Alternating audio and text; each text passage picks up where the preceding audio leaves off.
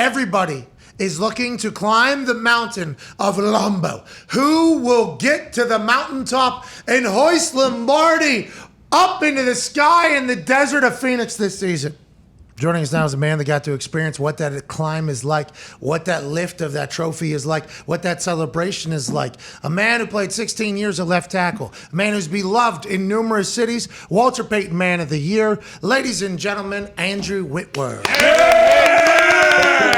Oh, you're in there. Oh, power's on. I'm in here, baby. How We're it? in here. Oh! You deserve that. You earned that. Congratulations, and thank you for joining us. I know you're busy as hell today. Oh, no. Power. Oh, man, power. it's awesome. It's going to be a great day. I get a chance to be a part of the banner celebration. It's going to be fun. Okay, we'll call you back. It's on our end, I think, not yours. California's already having a power show. Not good. Not good. Don't love that. Oh, yeah, get the guitar out. There was a game, but power went lame. SoFi's the name, and it's a goddamn shame. They don't have water, and they don't got power.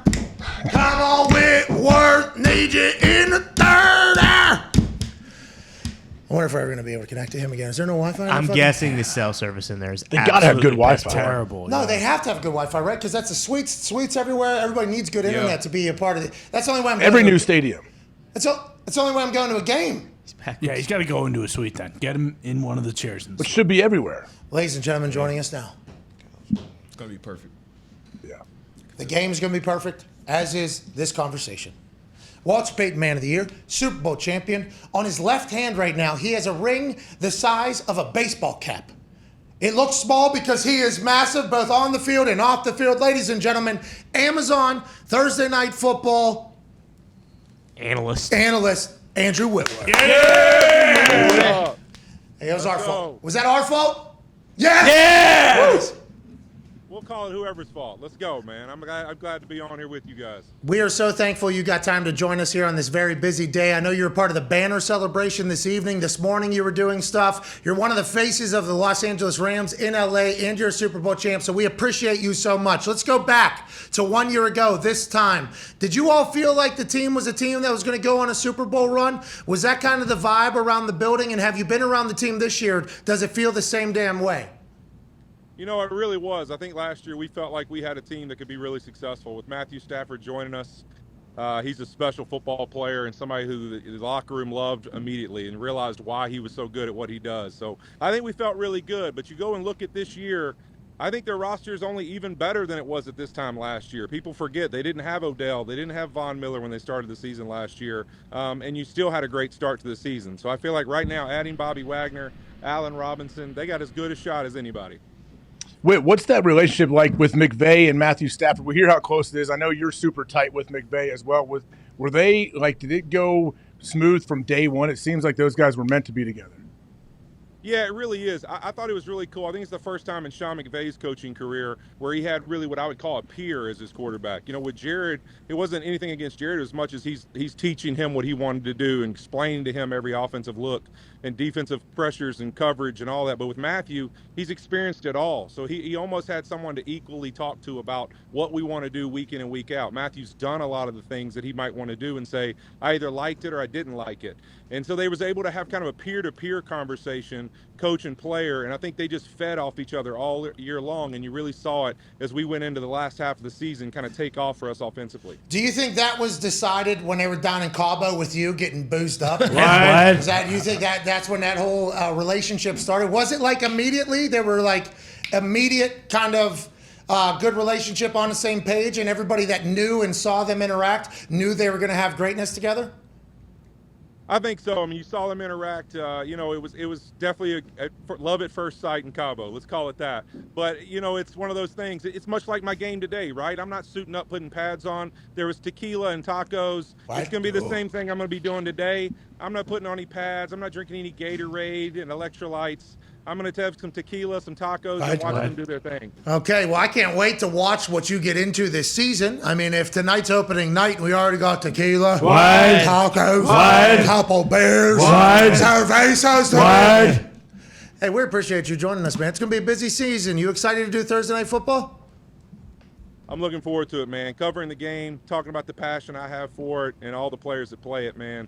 This game's given me so much. I can't wait to just be a part of talking about what it's doing for other people. You think you needed this, right, TV? So, because I mean, you played a long time, dude, long time. And I watched that video that NFL Films picked up. NFL Films is unbelievable. But that moment where you talk to your kids, you're like, "Hey, Daddy's going to be home a little bit more. Dad's going to be doing this." That's obviously a very important part of your life. You're a great human. We know that. Walter Payton, Man of the Year. But when you play that long and experience the success that you've experienced, and the boys, do you think you need to be a part of the game still? And media was definitely going to be an option regardless? Yeah, I think so. I think for me, really, my kids got to watch what the game did for not only myself, but for them and their lives and the opportunities they've gotten to have. And so talking about it, being a part of it, I think they're as passionate about it as anything. They text me now. They're old enough to have their little phones, that I'm doing a good job or they're watching me on TV. So I think it kind of gives them a reason to keep watching the game themselves and understand all the things that really they've benefited from and been privileged to be a part of. And so for our family, football is everything. I mean, it's the game that's given us the pedestal we have and the opportunities we have in life and the chances to give back. So we look forward to giving back to it and being a part of it for a long time. Man, we're lucky to have you in the football community, and I know that the Rams felt very lucky to have you towards the end of your career. You instantly became a leader, instantly became a pillar of that team. You go on to win a Super Bowl, then you retire to go to Amazon and live your life. Is the offensive line going to be all right? Hey, wait, listen. They just paid Havenstein, right? They just paid him a 3-year, $34.5 million deal with $24.1 million guaranteed. That baby. Yeah. Congratulations on the bag. Big fellow. Yeah, but are they good? Is the offensive line going to be good? You know everybody in that room, right? Losing you is a big fucking deal, I think. It is, in the sense of when you lose a veteran presence, there's always going to be some kind of turnover there. But I think Rob is built for that. That's why he's awarded this deal. He's the guy they're going to lean on to be that guy. And Joseph Noteboom's going to step in and do a great job. When he's had to play throughout his career, he's done excellent. And I don't see him being any different as a starter. I think he's going to do a great job for them and a great task tonight, blocking Von Miller, that's for sure. Oh. Wait, going back to your days in Cincinnati quick, do you think playing in Cincinnati and practicing every single day were next to the plant where they're smashing up gravel and making concrete and driving trucks around right around the facility and the outside of the field, did that kind of help build your grit and your wind, I guess, to inhale all that for 12, 15 years before you went out there to L.A.? Yeah, it now exists in my beard, so you can kind of see it. Some of the dust and the granules. It's hard to now, see the beard. Yeah, you got to ring. They're in there. They're all in there. I think that's what happened to the hair and my beard. It went white fast playing in that dust. Hey, when you go from Cincy to LA, culture shock, big change, tough decision, I assume, because you were part of the fabric of that Bengals team. It was a tough decision, but it was something I was ready for. I needed a new challenge, and it was night and day. Let's say that's the understatement of the day.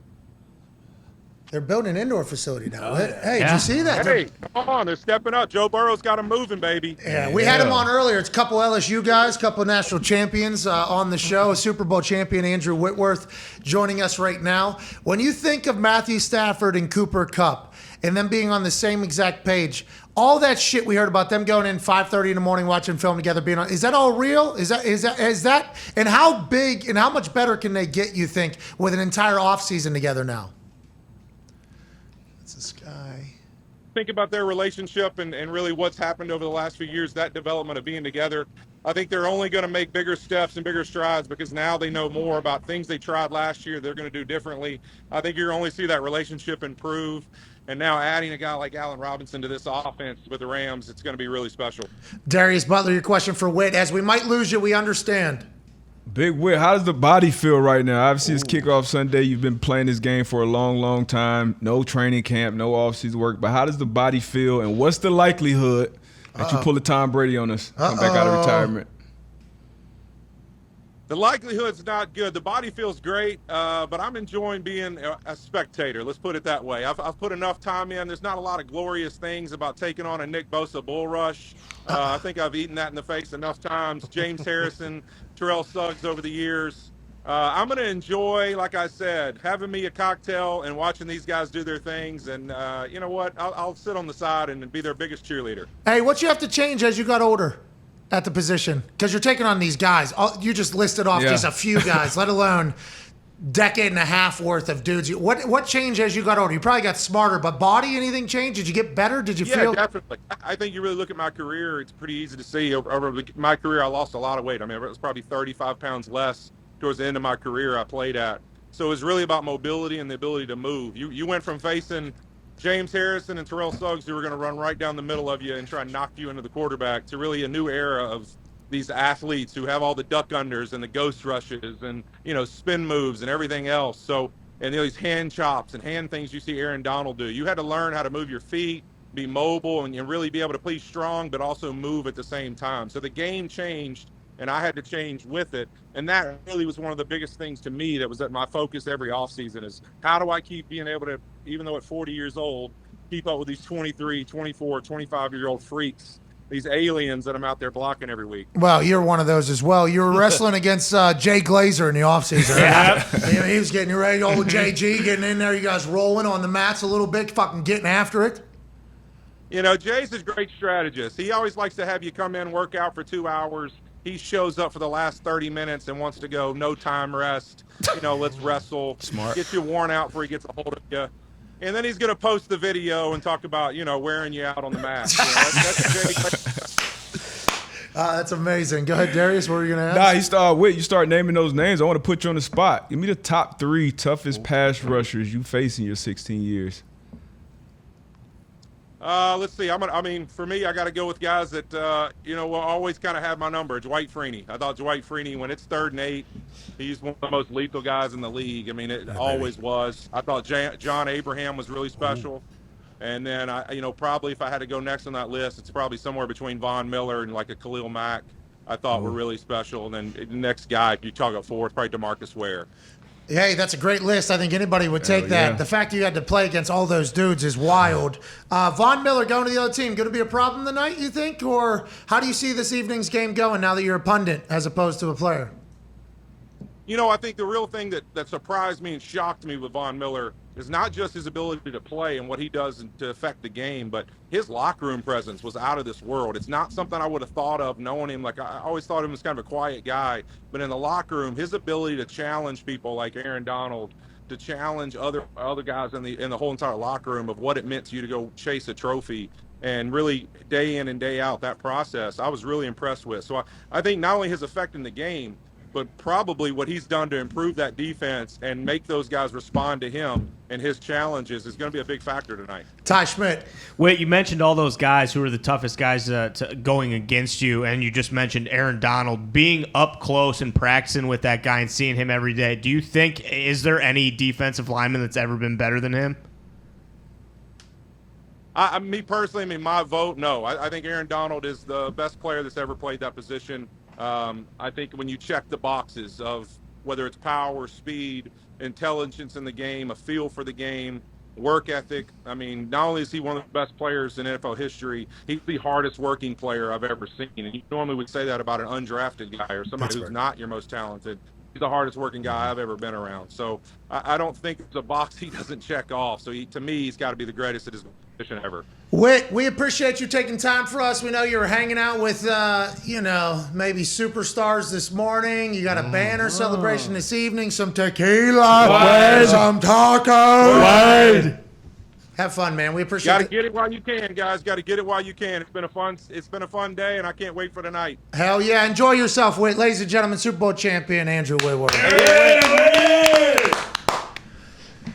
So he's awesome.